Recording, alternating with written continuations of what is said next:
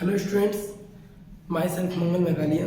और आज मैं आप सबको यहाँ पर जो पढ़ाने वाला हूँ उस टॉपिक का नाम है एरियाज रिलेटेड टू सर्कल। क्या नाम है? Areas related to circle. देखते हैं इस टॉपिक का नाम क्या है। एरियाज रिलेटेड टू सर्कल, कि आपको सर्कल से रिलेटेड सभी एरियाज फाइंड करने हैं। किससे रिलेटेड? सर्कल से रिलेटेड। अब देखो, सर्कल का एरिया, सबसे पहले तो हमें ये समझना पड़ेगा कि सर्कल क्या होता है। व्हाट? कि सर्कल क्या होता है। ठीक है, तो सबको मालूम है कि मैंने एक ये पॉइंट लिया, ठीक है, एक फिक्स ये डेफिनेट पॉइंट ले लिया और इस पॉइंट से मैंने एक फिक्स डिस्टेंस ली। कितनी ली? चलो जस्ट इमेजिन, हमने मान लिया कि यार हमने 5 सेंटीमीटर की एक डिस्टेंस ली। कितने सेंटीमीटर की? 5 सेंटीमीटर की। ओके, अब इस फिक्स डिस्टेंस को लेकर मैं एक सर्कल ड्रॉ कर देता हूं। ओके, थोड़ा सेफ, ठीक है। तो एक सर्कल मैंने ड्रॉ किया गया, तो ये क्या बन गया भाई? सर्कल बन गया। ठीक है, अच्छा एक बात बताओ, ये जो फिक्स डिस्टेंस मैंने ली, मान लो ये इसका सेंटर है O और यहां से लेके यहां तो मैंने बोल दिया A है। ठीक है, अब ये जो लेंथ है, ये लेंथ इसके भी बराबर हुई, इसके भी बराबर हुई, इसके भी बराबर हुई। ठीक है, ये जो लेंथ है इसके बराबर भी यही वाली लेंथ आएगी, इसके बराबर भी यही आएगी, इसके बराबर भी आएगी, इसके बराबर भी आएगी, बिल्कुल आएगी। ठीक है, आपके पास आपने देखा होगा जो प्रोटेक्टर होता है, हमारा प्रोटेक्टर होता है, और क्या बोलते हैं उसको हिंदी में प्रकार भी बोलते हैं। उसकी हेल्प से आपने कभी देखा होगा, तो उससे ये बना सकते हो आप। ठीक है, एक फिक्स पॉइंट लेना है, उस फिक्स पॉइंट से एक फिक्स डिस्टेंस लेकर आपको एक सर्कल ड्रॉ कर देना है, तो क्या बनेगा? वो एक सर्कल बनेगा। आगे देखते हैं। ठीक है, तो ये तो हमने सर्कल की बात करी कि सर्कल क्या होता है। तो देखना, एक सर्कल पे इनफाइनाइट पॉइंट होते हैं। कितने होते हैं? एक जो सर्कल है उस पे कितने पॉइंट है अपने? Infinite point. कितने पॉइंट्स हैं टोटल? Points infinite.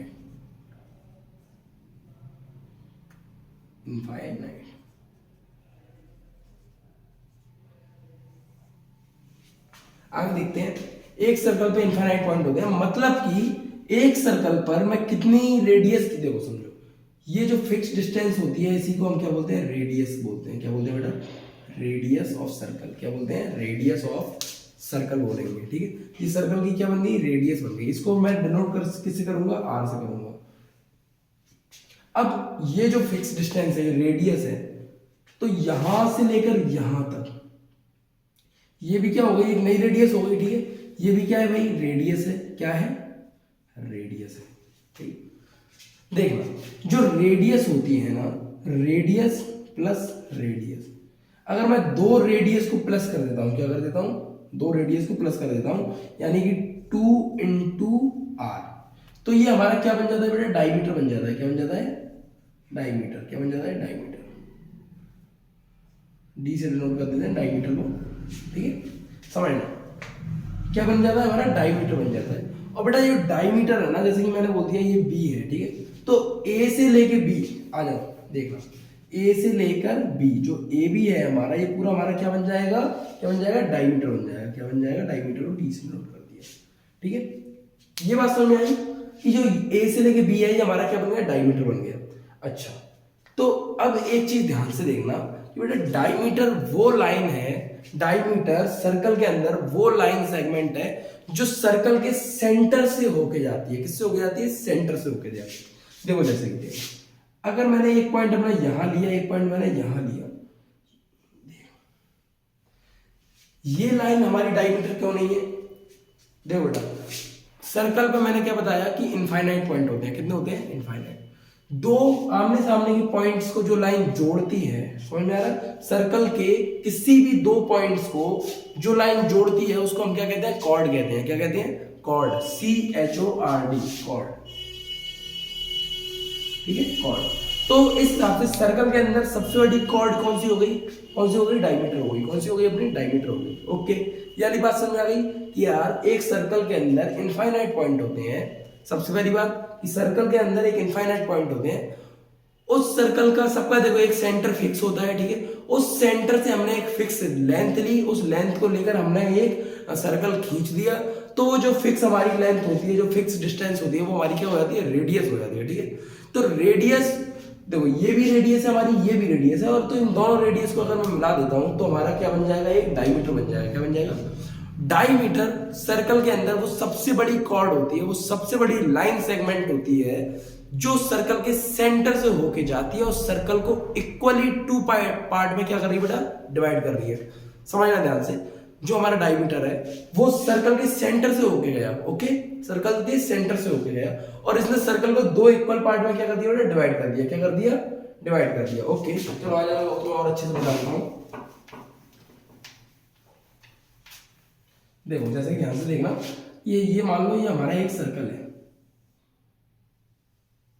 ओके, इस सर्कल के अंदर ये सेंटर पॉइंट है, ओके। मैंने तो भाई ऐसे नहीं, मैंने तो एक लाइन ऐसे खींच दी, तो ये डायमीटर नहीं है? बोले बिल्कुल है यार सर, ये तो छोटी सी बात है, सब कोई भी बता सकता है, वेरी गुड, ठीक है, तो ये डायमीटर है। अगर मैंने ऐसे लाइन खींच दी, ये भी डायमीटर है, अगर ऐसे खींच दी डायमीटर है, ऐसे खींच दी डायमीटर है, ऐसे खींच दी डायमीटर है।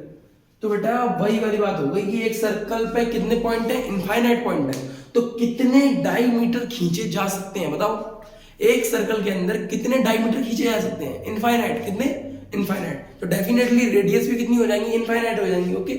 और हर एक डायमीटर बेटा सर्कल में क्या होता है? इक्वल होता है। सर्कल के अंदर जितनी भी रेडियस है, सभी रेडियस क्या है बेटा? इक्वल है। क्या है? इक्वल है, यानी बराबर है, हर रेडियस बराबर है। ओके चलो, ये तो अपनी अपनी छोटी सी बात कर ली। आगे थोड़ा इसके बारे में डिटेल में आते हैं। देखो, तो सबसे पहले अपन लोग बात करते हैं सर्कल के एरिया की। किसकी करेंगे बेटा? सर्कल के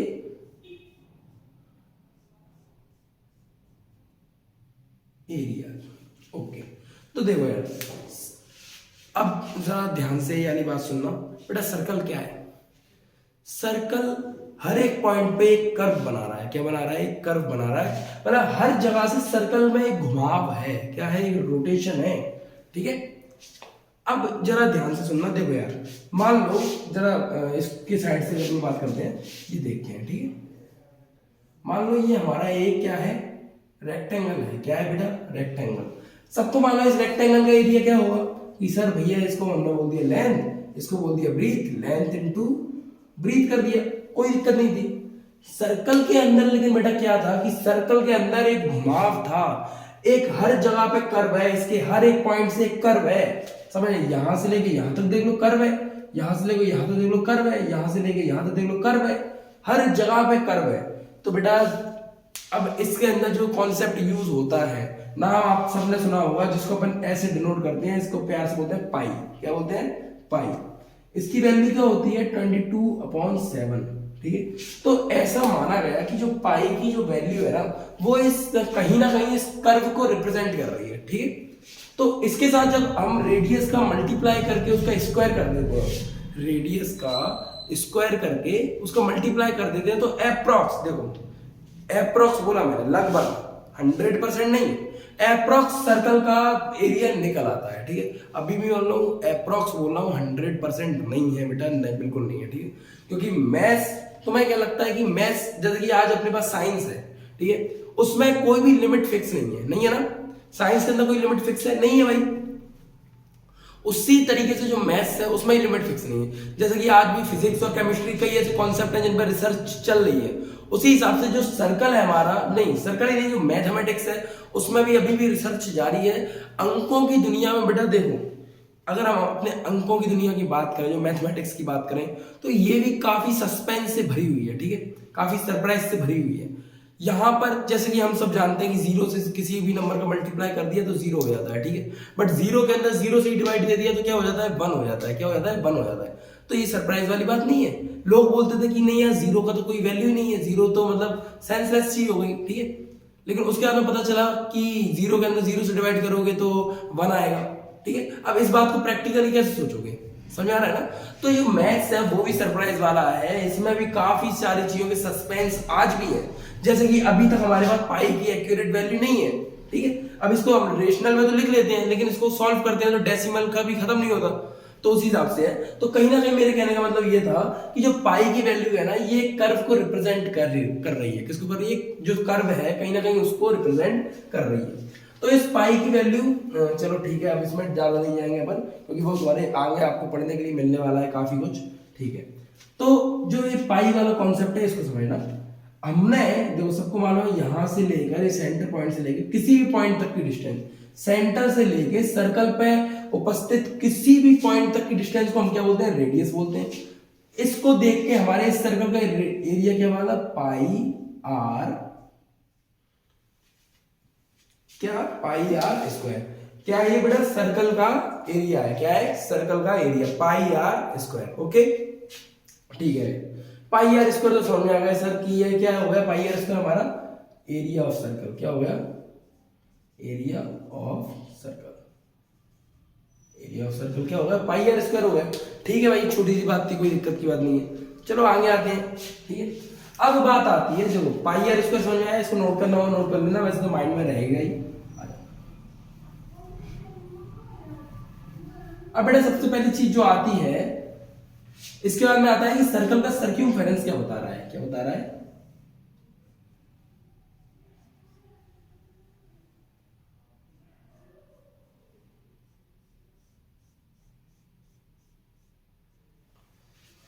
जो सर्कल का सर्क्यूमफेरेंस है वो क्या बता रहा है, क्या शो कर रहा है। ओके भाई चलो बताते हैं, देखते हैं। देखो यार सबको मालूम है सर्कल का जो सर्क्यूमफेरेंस है वो 2 पाई आर होता है। पहले तो इस बात को माइंड में डाल लो, क्या होता है बेटा 2 पाई आर। लेकिन बात है कि सर्कल का सर्क्यूमफेरेंस बताता क्या है। ओके ठीक है, ये अपना एक फिक्स सेंटर पॉइंट है। मान लो ये मेरा एक पॉइंट है ए, क्या है ए। मैं बेटा इस पॉइंट से चलना स्टार्ट करता हूँ, क्या करता हूँ चलना स्टार्ट करता हूँ। ठीक है, अब ध्यान से देखना, जितना मैं चल रहा हूं, जितना मैं चल रहा हूं और घूमकर बेटा कहां आ गया,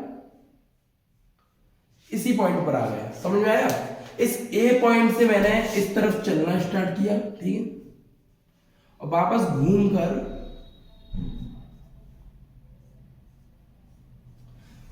बेटा कहां आ गया, यहीं आ गया।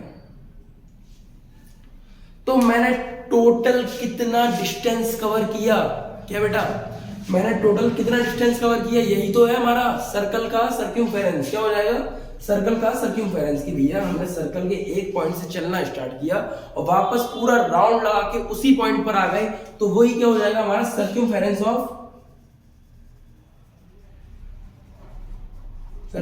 Of circle. तो उसकी वैल्यू क्या होती है हमारी 2 पाई आर, क्या हो जाती है 2 पाई आर हो जाती है। क्या हो जाती है बेटा 2 पाई आर। इतनी बात समझ में आ गई कि 2 पाई आर क्या है, कि ये सर्कल का सर्क्यूमफेरेंस है। एक तरह से सर्कल का पेरीमीटर मान लो, एक तरह से सर्कल की जो पूरी बाउंड्री है उसकी डिस्टेंस मान लो। ओके ठीक है भाई, सर्कल का सर्क्यूमफेरेंस तक समझ में आ गया आप सबको, वेरी गुड। चलो आगे की बात करते हैं। चलो भाई ठीक है, अब देखो यार, अब इसमें एक इंपॉर्टेंट फैक्ट जो मिला है सर्कल में पढ़ने के लिए आपके चैप्टर में, वो है सेक्टर के बारे में। किसके बारे में बेटा, सेक्टर। सेक्टर क्या होता है, क्या सेक्टर, SECTOR, ओ ही है ना, हाँ ओ ही होगा। ठीक है,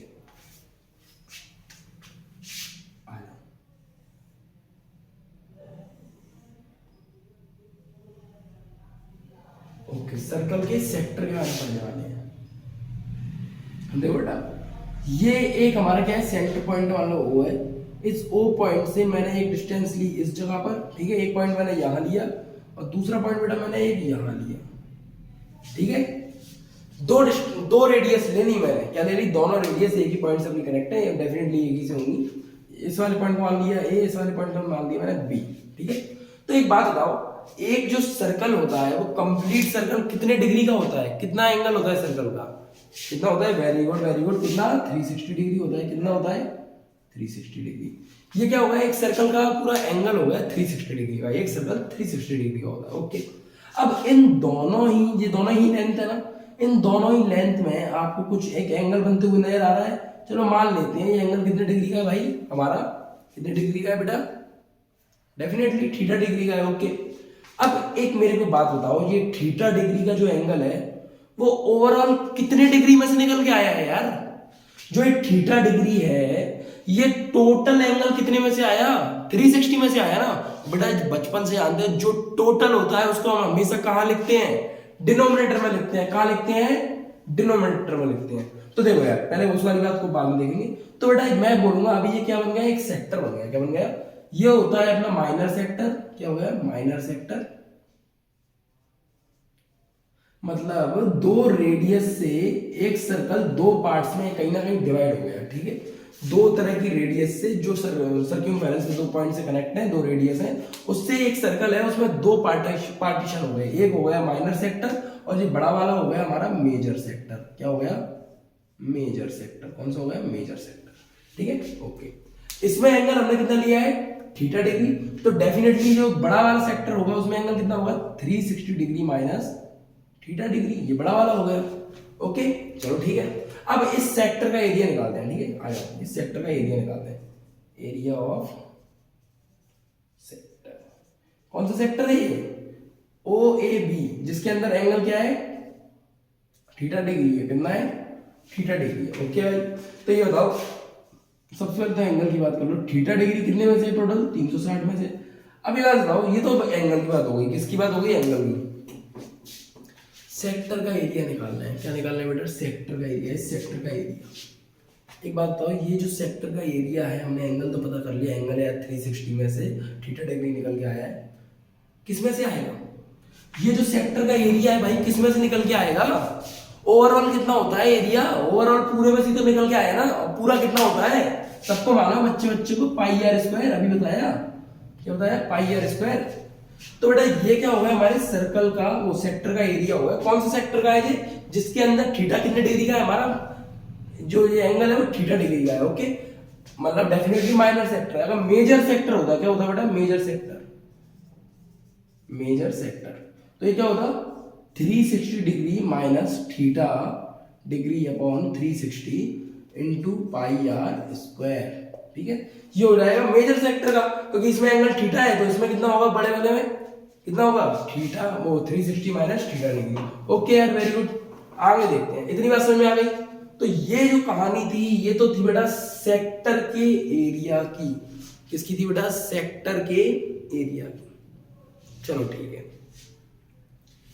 अब इसमें एक चीज का कॉन्सेप्ट और आता है, वो होता है आपका लेंथ ऑफ आर्क। क्या होता है बेटा? Length of arc. क्या होता है? Length of arc. अब आप बोलोगे लेंथ ऑफ आर्क मतलब आर्क से मतलब क्या है? किससे? आर्क से। तो बेटा आर्क का मतलब क्या है? ये जो आपका ए बी है ना, मतलब दो रेडियस ने जितना डिस्टेंस फिक्स कर दिया है, तो यही हमारी क्या है? आर्क है। क्या है बेटा? आर्क।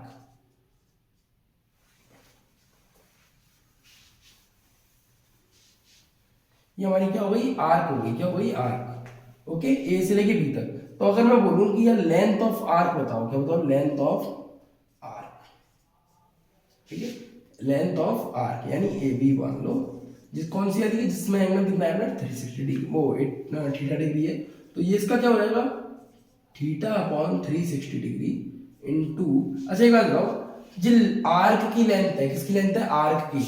तो भैया आर्क की लेंथ का एरिया से क्या लेने देना? जो आर्क है वो सर्क्यूमफेरेंस पे है ना बेटा। किस पे है? जो ये आर्क बनी हुई है, ये किस पर है? सर्क्यूमफेरेंस पर है। और सर्कल का जो ओवरऑल सर्क्यूमफेरेंस होता है वो सबको मालूम है कितना होता है? 2 पाई आर होता है। तो निकल आई ना ये आर्क, बस हो गया। Similar, okay. तो ये तो बेटा हो गया सेक्टर के बारे में, ठीक है। और छोटी सी बात थी, इसमें कुछ नहीं थी। अब इस पर जो क्वेश्चन आएंगे, इस पर जो क्वेश्चन आएंगे वो इंपॉर्टेंट है, ठीक है। जो अपनी आगे की एक्सरसाइज है, जिनके बारे में बना भी आगे करते हैं, ठीक है।